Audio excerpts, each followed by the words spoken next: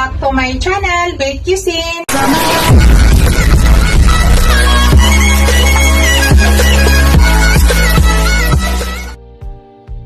Hello guys, so this video guys, mag-scabeche tayo ng isda. At ito po yung ating isda, na-slice ko, hinati ko lang po guys. Unang gagawin ko guys ay lalagyan natin ng ground black pepper at saka asin. So, i-marinate muna natin saglit bago natin i-fry. So, lagyan lang muna natin ang asin. Tapos, massage lang dahil guys. Tapos, yung ulo, lagyan nyo rin.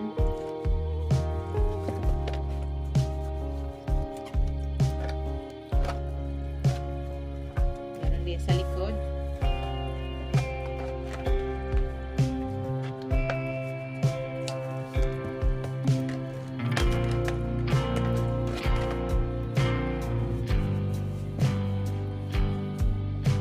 Ground black pepper.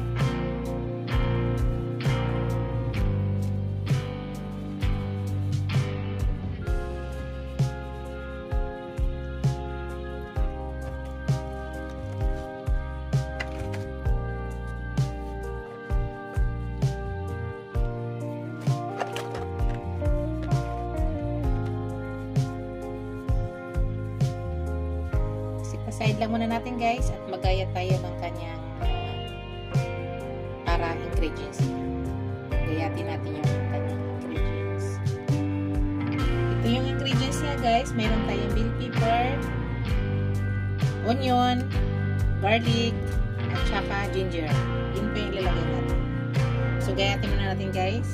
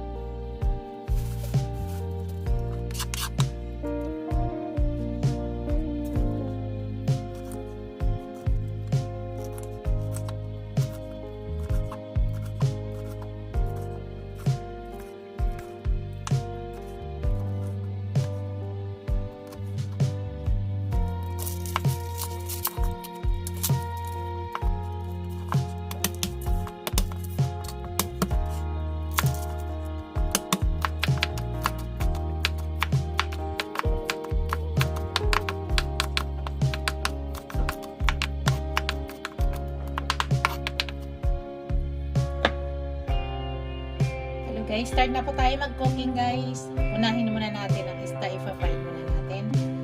So, yung isda natin, ipa-fry muna natin guys. Yan guys, nagpainit ako ng pan at maglagay na tayo ng mantika.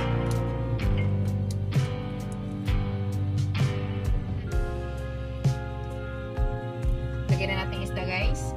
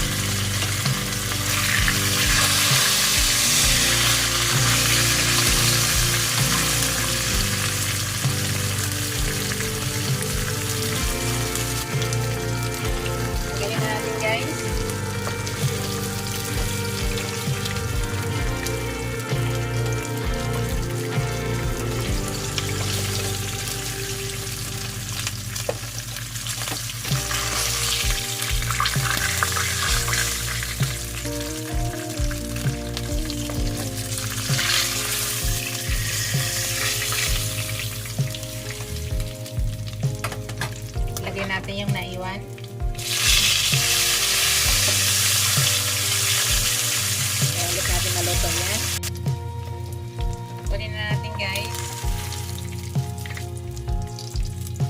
Gawa na tayo ng scabeche sauce guys. Yan pa rin ang paglulutuan natin guys. Pero tinanggalan ko. Nagbawas ako ng mantika. So unahin na natin yung onion.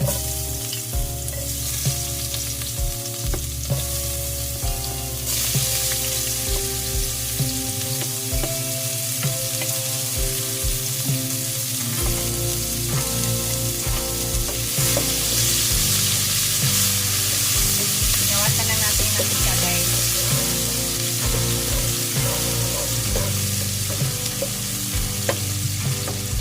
Lagyan na natin yung ating garlic.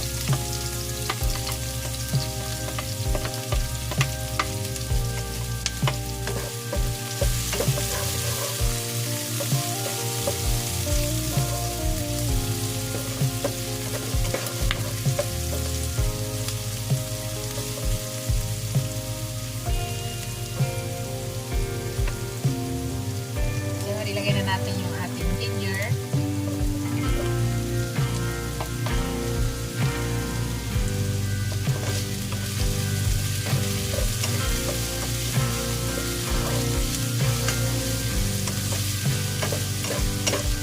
Guys, maglagay tayo ng bell pepper pero hindi muna natin ubusin ito. Ang kalahati ilagay natin, yung kalahati iwan natin. Mamaya na ulit yung kalahati. So, yan lang muna ilagay natin.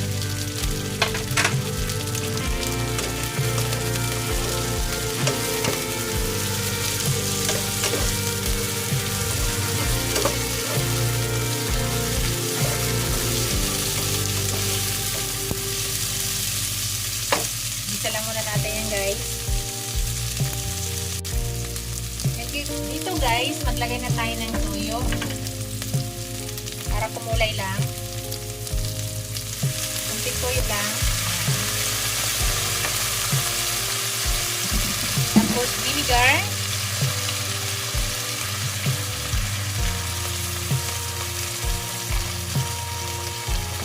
Tapos maglagay ako ng konting tubig guys.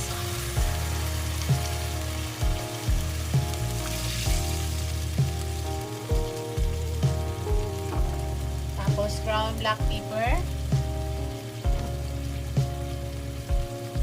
Ground black pepper. Tapos mamaya guys, maglagay tayo ng asukal para pang balance lang. So hayaan lang muna natin, huwag muna natin yan i-mix.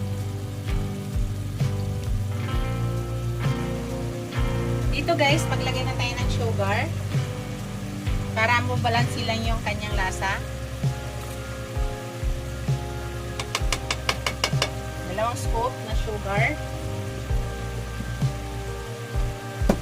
Then pwede na natin yan i-mix guys.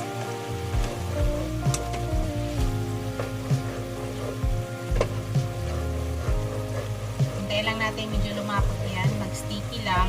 Hindi po ako naglalagay ng cornstarch guys. Kaya po mag-sticky yan kasi yung suka at saka sugar nakakapag-sticky yan. Hindi na nyo na maamoy yung chemical ng suka, pwede na ilagay yung isda. So, mimix muna natin para mahalo yung sugar. Tapos, titikman ko siya guys.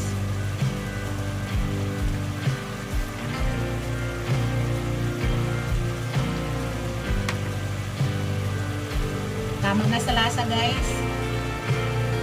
So, pa-stickin lang muna natin saglit. Hindi na po ako maglalagay ng asin.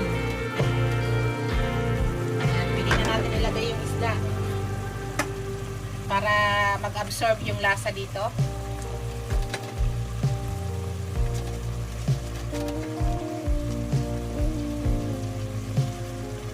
So, kailangan natin kasyahin ito guys.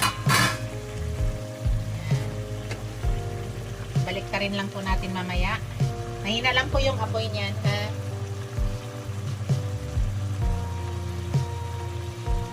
Hintay lang po natin yan.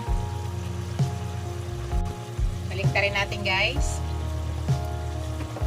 Dahan-dahan lang para hindi siya nadudurog.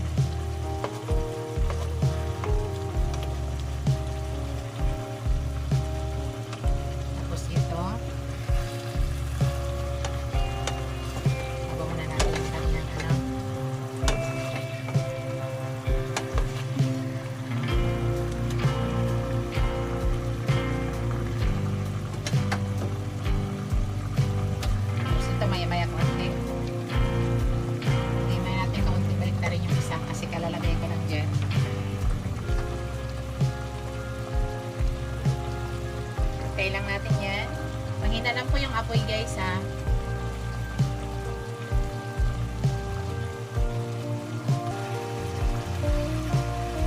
Ilagay natin yung naiwan na bell pepper.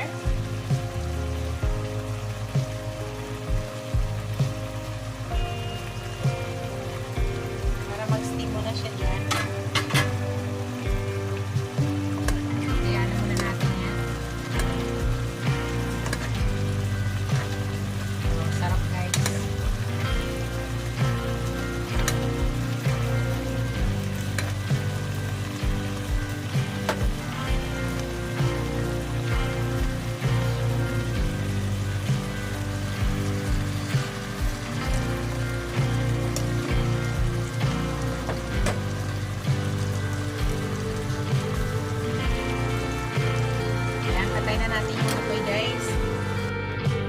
Na guys yung aking finished product.